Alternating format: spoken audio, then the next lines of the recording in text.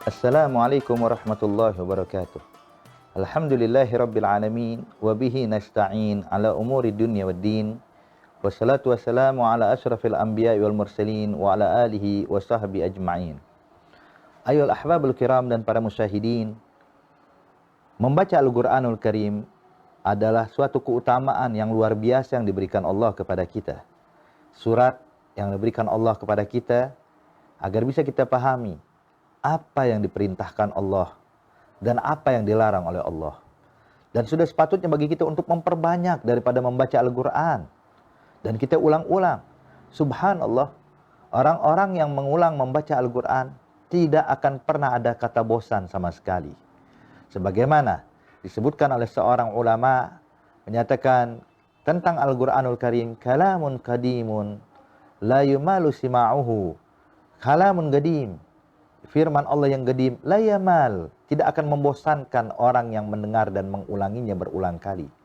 Seperti contoh kita membaca surah Al-Fatihah setiap kali dalam salat 5 waktu.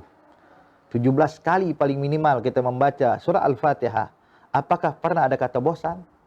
Kita membaca surah-surah daripada Al-Quran tidak akan pernah bosan. Selalu kita ulang dan kita akan merasakan kenikmatan yang luar biasa. Apalagi orang-orang yang melazimkan membaca Al-Quran sampai kalau seandainya dia lupa memohon kepada Allah, lupa bermunajat kepada Allah karena asik membaca Al-Quran sampai tidak ada waktu buat munajat kepada Allah Subhanahu wa taala, maka mereka adalah orang-orang yang dijanjikan mendapatkan apa yang mereka inginkan lebih daripada apa yang diberikan Allah Subhanahu wa taala kepada orang yang memohon kepadanya. Sebagaimana disebutkan di dalam hadis qudsi, Allah berfirman, yaqulullahu ta'ala, man syaghalahu zikri wa tilawatu kitabi an mas'alati a'taituhu afdal ma'uti sa'ilin. Allah nyatakan, barang siapa yang disibukkan membaca Al-Quran, berzikir kepada Allah Subhanahu wa taala hingga dia lupa untuk munajat pada Allah, lupa untuk memohon dan mengemis kepada Allah Subhanahu wa taala atas dikabulkan hajat-hajatnya, maka Allah janjikan dan Allah pastikan orang tersebut akan mendapatkan semua yang diinginkan, bahkan yang diberikan oleh Allah lebih afdal, lebih baik dibandingkan orang yang selalu mengemis dan meminta dan munajat pada Allah Subhanahu wa taala. Dan juga untuk menentukan kebersihan hati seseorang, itu juga bisa dinilai dengan bagaimana hubungannya dengan Al-Quran. Sayyidina Utsman bin Affan, Amirul Mukminin, Sahabiyul Jalil, Dzunurain, sahabat yang dekat dengan Rasulullah sallallahu alaihi wasallam, beliau pernah menyatakan dalam ucapan beliau, "Lau tahura qalbul insan masyabi'a min tilawatil Qur'an." Dinyatakan, kalau hati seseorang sudah bersih, maka dia tidak akan pernah kenyang daripada membaca Al-Quran. Ketika dia membaca Al-Quran, dia ulang lagi, ditambahkan lagi. Ini menunjukkan kebersihan hati seseorang. Tapi jikalau dia sudah merasa kenyang daripada membaca Al-Quran, sedikit dia baca Quran, kemudian sudah merasa cukup dengan membaca Al-Quran, menunjukkan masih ada kotoran dan kerusakan di dalam hati kita. Maka ayolah ahbab, perbanyak membaca Al-Quran. Namun, perlu kita pahami, membaca Al-Quran ada etikanya, ada adabnya. Pertama, dengan tentunya dalam keadaan toharoh, dalam keadaan kita sudah suci, bersih daripada hadas.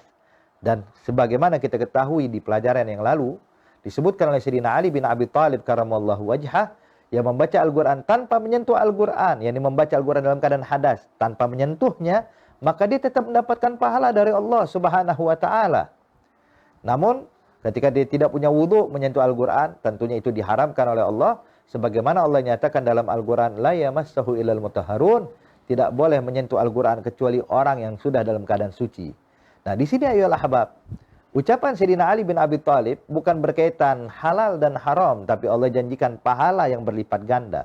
Namun, tetap etika kita, adab kita, sopan santun kita kepada Allah, membaca surat yang datang dari Allah untuk kita sebagai hamba-hambanya, hendaknya kita sudah dalam keadaan bersuci, memakai pakaian yang bagus menutup aurat, kalau bisa juga memakai wangi-wangian, duduk ya, menghadap ke arah kiblat, dan kita membaca Al-Quran. Walaupun ini semua bukan hal yang wajib, bukan suatu keharusan, tapi ini semuanya bisa menambahkan nilai dan kualitas daripada bacaan Al-Quran yang kita baca. Dan juga hendaknya ketika kita membaca Al-Quran, utamakan ikhlas. Ikhlas dalam segala hal, khususnya dalam membaca Al-Quran. Bukan untuk dinilai baik oleh orang, bukan biar dinilai dia ini adalah tali Al-Quran atau pembaca Al-Quran, tapi dia membaca Al-Quran dengan ikhlas, murni, tulus hanya untuk Allah, mengharapkan ganjaran dari Allah Subhanahu wa Ta'ala. Dan juga sangat dianjurkan ketika kita membaca Al-Quran, membaca dengan tadabbur, dengan tafahum, dengan tartil, perlahan, bukan yang penting khatam, tapi dengan perlahan. Berikan makharijul huruf pada tempatnya. Yang tasydid dibaca tasydid, yang panjang dibaca panjang, yang pendek dibaca pendek, sehingga kita membaca Al-Quran sebagaimana yang diturunkan Allah kepada Nabi besar Muhammad sallallahu alaihi wasallam dengan penuh adab dan santunnya kita. Insya Allah ini akan lebih besar pengaruhnya bagi orang-orang yang membaca Al-Quranul Karim. Semoga Allah Subhanahu wa Ta'ala membimbing kita, memberikan taufik dan hidayah bagi kita semuanya, sehingga bisa membaca Al-Quran sebagaimana mestinya dan mendapatkan ganjaran dari Allah sebaik-baiknya. Amin ya rabbal alamin. Wassalamualaikum warahmatullahi wabarakatuh.